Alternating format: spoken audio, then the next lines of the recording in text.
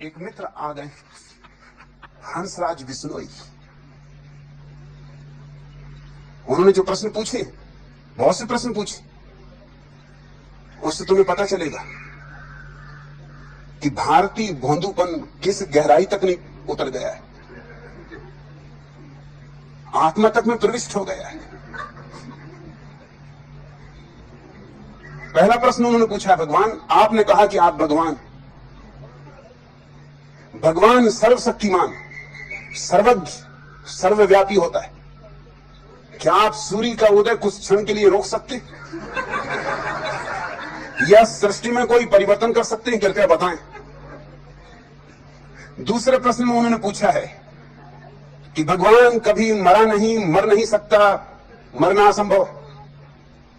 फिर यहां आश्रम में इतनी सुरक्षा की व्यवस्था क्यों? मेटल डिटेक्टर से क्यों हमें गुजरना पड़ता है? तीसरा प्रश्न पूछा है, क्या आपके भीतर मुझे पूजा की आकांक्षा मालूम पड़ती? क्या आप चाहते हैं लोग आपको पूजे? अगर यह आकांक्षा नहीं है आपके भीतर, तो माला पर आपका चित्र क्यों लगाया गया है?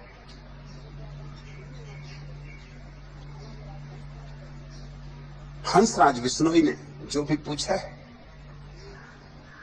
इसमें एक भी प्रश्न सार्थक नहीं, मगर बंधी हुई धारणाएं हैं भीतर। उन्हीं बंधी हुई धारणाओं से प्रश्न उठने शुरू होते, मगर वो पूछ के अब फंस गए।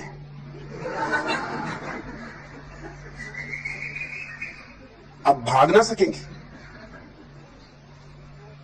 मुझसे कुछ प्रश्न पूछना हो तो सोच समझ के पूछना चाहिए।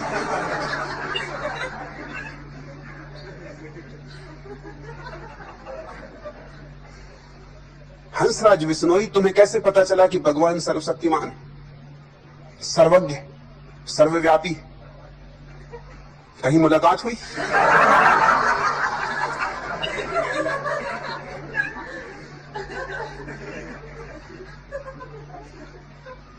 भगवान है भी, ये भी तुम्हें पता है? कोई प्रमाण है तुम्हारे पास भगवान के होने का? आज तक कोई प्रमाण नहीं दे सका है, और जो भी प्रमाण दिए गए सब खंडित किए जा सकते हैं। जरा से तर्क की जरूरत है, जरा सी बुद्धि की जरूरत है। अगर भगवान सर्वशक्तिमान है तो हंसराज बिश्नोई, तुम्हारा भोंदूपन कुछ कम बनाता? इतना तो कर देता, सूरज चाहे न रोकता। थोड़ी बुद्धि तो देता। इतनी गरीबी है दुनिया में, इतनी बीमारी है दुनिया में, आधी से ज्यादा दुनिया भूख से मर रही है, और तुम कहते हो भगवान सर्वशक्तिमान। इसका तो मतलब यह हुआ कि वो इसी तरह चाहता है कि हो। ये भिखमंगे सड़कों पर, ये बिना दूध मिले हुए बच्चे, ये चारों तरफ फैली हुई भुखमरी और बीमारी और दारिद्र जरूर सर्वशक्तिमान भगवान का प्रमाण देता है। गजब का सर्वशक्तिमान है। ये लंगड़े लूले बच्चे क्यों पैदा होते? ये अंधे बच्चे क्यों पैदा होते? ये बुद्धि से रुग्ण बच्चे क्यों पैदा होते? तुम्हारा सर्वशक्तिमान भगवान इतना भी नहीं कर सकता? क्या तुम्हारे पास आधार है कि तुम कहो भगवान सर्वशक्तिमान है? और तुम तो यूं कह रहे हो जैसे कि बात बिल्कुल सिद्धि है, कोई शक शुबा का सवाल नहीं है, कोई किंतु परंतु नहीं है। साफ घोषणा है कि भगवान सर्वशक्तिमान, सर्वज्ञ, सर्वव्यापी होता है। अगर भगवान सर्वज्ञ है तो ये दुनिया कुछ और ढंग की होनी चाहिए। ये सर्वज्ञ के द्वारा बनाई हुई दुनिया तो मालूम नहीं होती। सर्वज्ञ क्यों कैंसर बनाता है? क्या उसको इतनी भी अकल नहीं? क्यों क्षय रोग बनाता है? सर्वज्ञ को कुछ तो बुद्धि होनी चाहिए, जो सभी कुछ जानता है, जिससे कुछ भी छिपा नहीं। फिर ये सारा नरक जो तुम अपने चारों तरफ पा रहे हो, ये किसकी करतूत है? और तुम कहते हो भगवान सर्वव्यापी। हंसराज बिश्नोई आए हैं हरियाणा से, मंडी डब्बाली हरियाणा, मतलब हरियाणा में भी है, मंडी डब्बाली में भी है, तो फिर यहां किस लिए आए हो?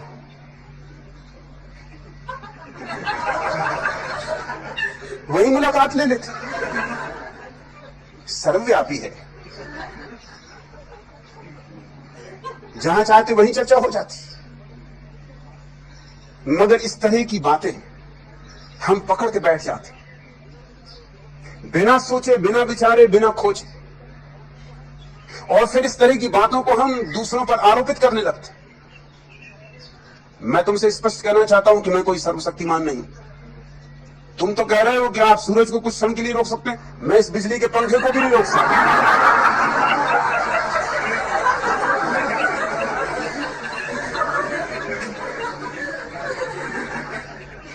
तुम पूछते हो क्या आप सृष्टि में कोई परिवर्तन कर सकते?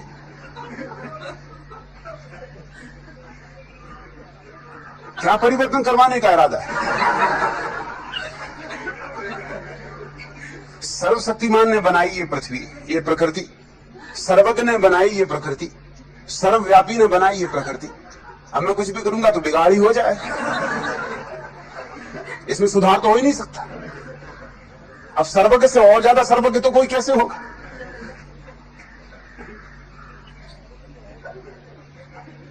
और तुम पूछते हो कि भगवान ने कभी मरा, न मरा है, न मर सकता है। सवाल पहले यह कि जिया भी कभी? जिया हो तो मरता, जब जिया ही नहीं तो मरेगा कैसे? जन्मा कब? बात हमेशा शुरू से करनी चाहिए। अगर जन्मा हो तो मरे, जन्म के बिना मृत्यु तो नहीं हो सकती। तो एक बात तो तय है कि जन्मा नहीं, जिया नहीं, मरेगा क्या खाक? मरना भी चाहे तो नहीं मर सकता, मरने के लिए होना चाहिए। पहले तुम्हें सिद्ध करना पड़ेगा कि है। जन्मा, कैसे जन्मा, किससे जन्मा? कौन मां बाप है तुम्हारे भगवान के? और तब तो बड़ा लंबा सिलसिला शुरू हो जाएगा। फिर उनके मां बाप होंगे, फिर उनके मां बाप होंगे। मगर इस तरह की मूर्खतापूर्ण बातों को लोग समझते हैं धार्मिक विचार। और तुम मुझसे ये पूछ रहे हो, लेकिन यही बात तुमने कृष्ण से पूछी, राम से पूछी, बुद्ध से पूछी, महावीर से पूछी। तुम कृष्ण को भगवान कहते हो, कृष्ण मरे या नहीं? तुम बुद्ध को भगवान कहते हो, बुद्ध मरे या नहीं? तुम राम को भगवान कहते हो, राम मरे या नहीं? मेरे संबंध में तो कुछ अलग नियम बनाना चाहते हो। मैं भी मरूंगा और मरने में मुझे कोई बुराई नहीं मालूम पड़ती। मरने का भी मजा लेना होगा। जीना और मरना एक ही सिक्के के दो पहलू। लेकिन बड़ा मजा यह है इस देश की बुद्धि की जो प्रक्रिया है, बड़ी दोहरी है। अगर राम का सवाल उठाओ तो राम भगवान है, और तब कोई नहीं पूछेगा कि फिर मरे कैसे। और कृष्ण भगवान है, मरे कैसे? बुद्ध भगवान, महावीर भगवान, कोई भगवानों की तुम्हारे यहां कमी रही है? सब मर गए, उनमें से एक आध भी जिंदा है। जिंदा हो तो पकड़ के लाओ।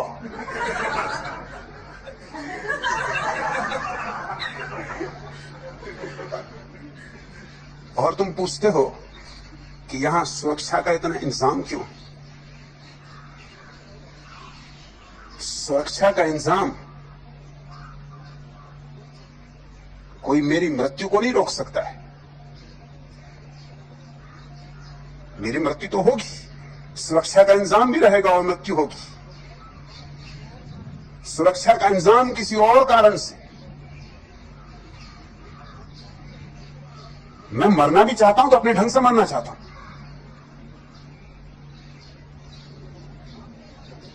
किसी बेवकूफ के हाथ से नहीं मरना चाहता। मेरा अपना जीवन का ढंग है, मेरे मरने का भी अपना ढंग होगा। जीता अपनी मौत से हूं, मरूंगा भी अपनी मौत से।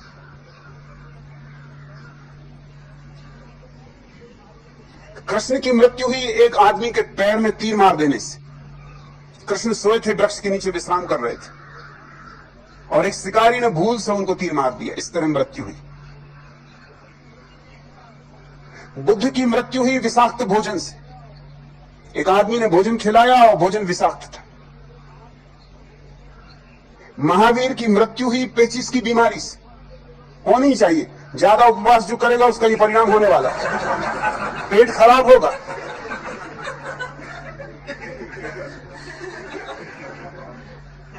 मुझे कम से कम इतना तो हक है कि मैं अपने ढंग से मरूं।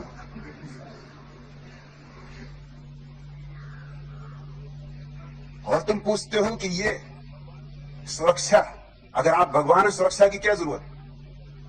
तो रामचंद्र जी धनुष्मान लिए चलते हैं। तुम क्या उनको कोई कोलभील समझे हुए हो कि गणतंत्र दिवस पे भाग लेने दिल्ली जा रहे हैं तो वहां जुलूस निकलेगा? वो काहे के लिए हाथ में रखे हुए हैं धनुष्मान? मच्छर वगैरह को भगाने के लिए, खटमलों को मारने के लिए? तुम जो प्रश्न मुझसे पूछते हो पहले अपने भगवानों से पूछ लिया करो। क्योंकि पहली तो बात यह कि हंसराज बिश्नोई, मैं तुम्हारा भगवान नहीं। मुझसे तुम्हारा क्या नाता है, क्या लेना देना? तुम अपने भगवानों से पूछो कि आप धनुष्मान लिए क्यों घूम रहे?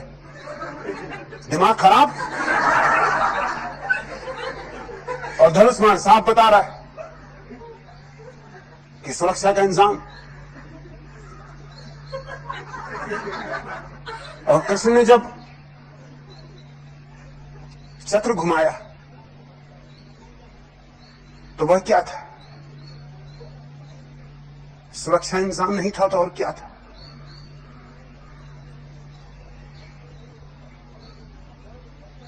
परशुराम जीवन भर फरसा लेकर काटते रहे लोगों को, और फिर भी तुम उनको भगवान माने चले जाते। ना तो मैं कोई धनुष्मान लिए हुए हूं, ना कोई फरसा लिए हुए हूं।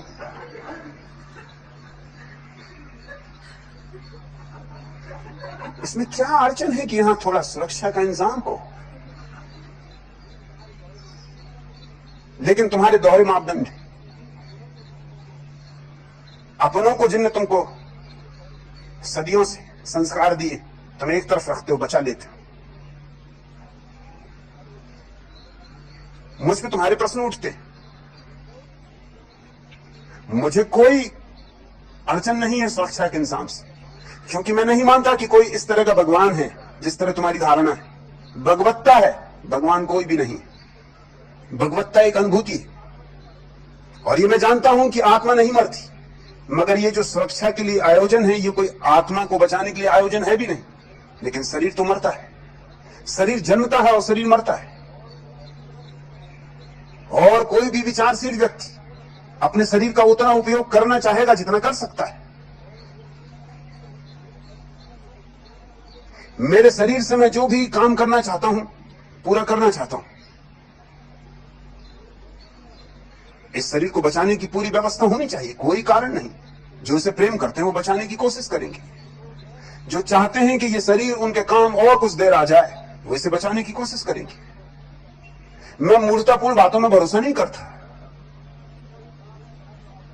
अब तुमने पूछा है कि आपने कहा कि आप भगवान हैं। भगवान का मेरा अर्थ समझने की कोशिश करो। भगवान से मेरा मतलब ये नहीं है कि मैंने ये दुनिया बनाई। इस तरह की मूर्खतापूर्ण दुनिया में बना नहीं सकता। ये जुम्मा लेने को मैं राजी नहीं। ये अपराध मैं स्वीकार नहीं करूंगा। और मजा ये है कि तुम मुझसे पूछते हो, तुमने कृष्ण से नहीं पूछा, राम से नहीं पूछा। ये राम ने दुनिया बनाई, सूरज को रोक सकते थे और इनकी औरत को रावण भगा ले गए। गजब के सर्वशक्तिमान, बड़े सर्वज्ञ, बड़े सर्वव्यापी,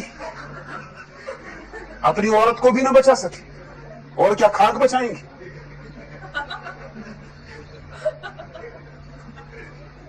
सर्वज्ञ हैं, सर्वशक्तिमान हैं, सर्वव्यापी हैं, और सोने के मृग को खोजने चल पड़े। बुद्धू से बुद्धू आदमी को भी शक होता कि कहीं सोने का मृग होता।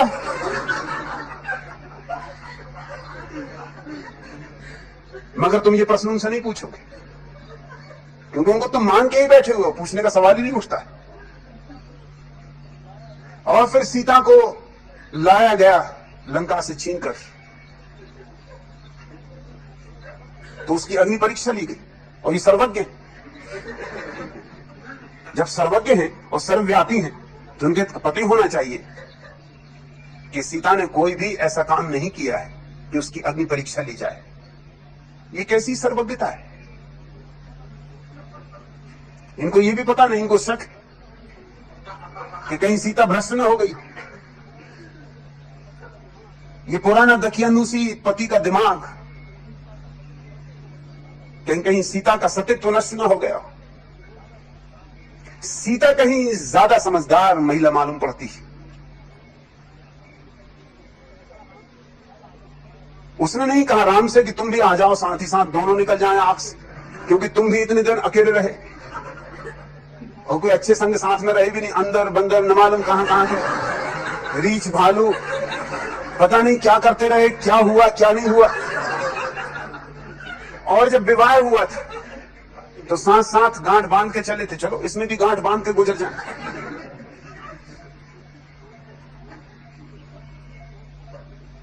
ये सर्वज्ञ है। और तुम कहते हो कि सुरक्षा की कोई जरूरत नहीं। और कृष्ण पूरी गीता में क्या समझा रहे हैं अर्जुन को कि लड़। अर्जुन कहीं ज्यादा ज्ञानी मालूम होता है तुम्हारे हिसाब से, क्योंकि वो ये कह रहा है कि क्या सार है मारने मारने में। आत्मा तो अमर ही है, अब नाहक इनके शरीरों को क्या मारना। मैं चला जंगल, मैं तो ध्यान करूंगा, समाधि साधूंगा, इसमें कुछ सार नहीं। और कृष्ण की पूरी गीता इसी बात का आयोजन है कि तू लड़, उठा गांडीव। कृष्ण को पता नहीं है कि आत्मा अमर है। कहते तो वो यही है कि न हन्यते हन्यमाने शरीर है, शरीर मरता है, आत्मा नहीं मरती। मगर उससे उन्होंने मतलब क्या निकाला है? उससे मतलब उन्होंने बहुत चालबाजी का निकाला है। चालबाजी का मतलब यह निकाला है कि मार, बेफिक्री से मार इनके शरीरों, क्योंकि आत्मा तो मरती ही नहीं, इसलिए कोई हानि होनी नहीं है, हिंसा कुछ होनी नहीं। कृष्ण ने जितनी हिंसा का प्रतिपादन किया दुनिया में किसी ने भी नहीं किया। Adolf Hitler, Genghis Khan, Timur Lang, Nadir Shah सब फीके पड़ जाते, क्योंकि भला इन्होंने हिंसा की हो लेकिन हिंसा का समर्थन इनके भीतर नहीं। जानते तो ये है कि गलत कर रहे हैं। कृष्ण ने हिंसा करवाई और उसको एक दार्शनिक पूरा का पूरा आडंबर दिया। समझाया अर्जुन को यह कि मार बेफिक्री से, क्योंकि आत्मा मरती ही नहीं, मारने में हर्जा क्या है। ये तो मिट्टी के घड़े हैं, फोड़ दे, आत्मा दूसरे घरों में प्रवेश कर जाएगी। तुम इन सारे लोगों को भगवान मानते रहे हो।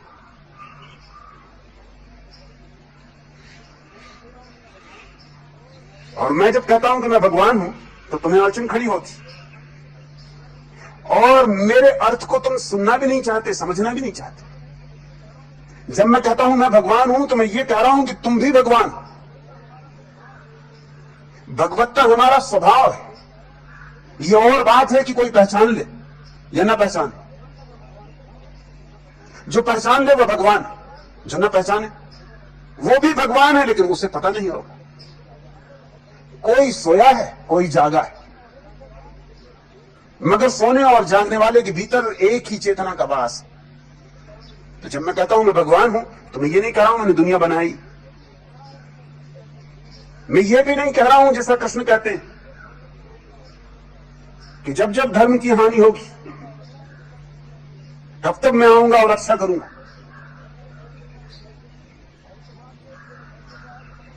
पहली तो बात यह है कि जब वो पहली दफा आए थे तब कौन सी रक्षा कर ली, अब क्या था आप रक्षा करेंगे। सच तो यह है कि कृष्ण की मौजूदगी के कारण जितनी अमानवीयता और जितनी हिंसा उस समय हुई, अब अच्छा होगा कि वो दोबारा ना आए, कृपा करें। जब आए थे तब भी कोई रक्षा नहीं हो गई धर्म की, अब क्या खाक रक्षा कर लेंगे धर्म की आप। मैं कोई दावा नहीं करता धर्म की रक्षा का, और ना ही दावा करता हूं कि मैं कोई अवतार हूं। उधार बातें मुझे पसंद नहीं। मैं क्यों विष्णु का अवतार होऊंगा, विष्णु मेरे अवतार नहीं, मैं उनका अवतार नहीं।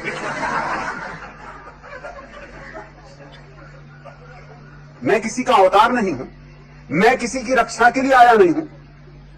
मुझे किसी धर्म की रक्षा नहीं करनी है, मुझे तुम्हें किसी पाप से नहीं बचाना है।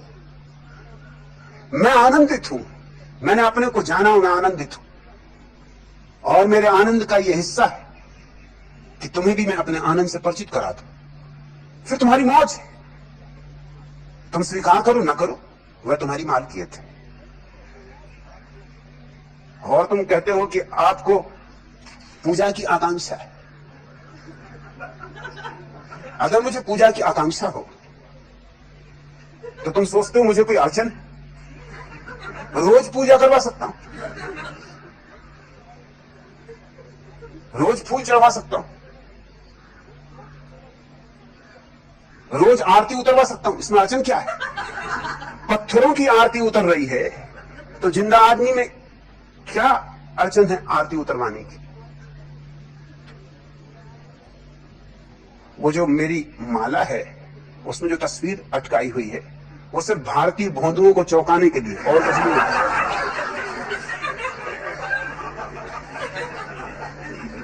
एक मजाक है और कुछ भी नहीं। लेकिन मजाक को समझने के लिए भी थोड़ी बुद्धि चाहिए।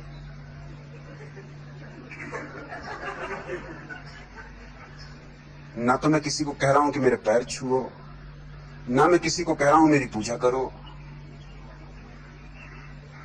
मैं तो आता भी हूं तो मैं चाहता नहीं कि कोई उठ के खड़ा हो। शायद ये भारत में होने वाली पहली धर्म सभा होगी जहां आने पर गुरु के शिष्य बैठे रहते। तुमने कहीं कोई सभा देखी जहां गुरु आए और शिष्य बैठे रहते?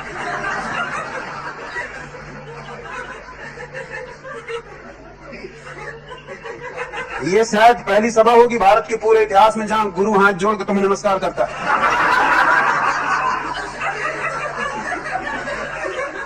क्या पूजा, किसकी पूजा? मगर बंधी हुई धारणाएं लेके आओगे तो अड़चन होती, और बंधी हुई धारणाएं लेके आ जाते हो तो वंचित रह जाओगे उससे जो यहां घट रहा है। यहां बहुत कुछ घट रहा है।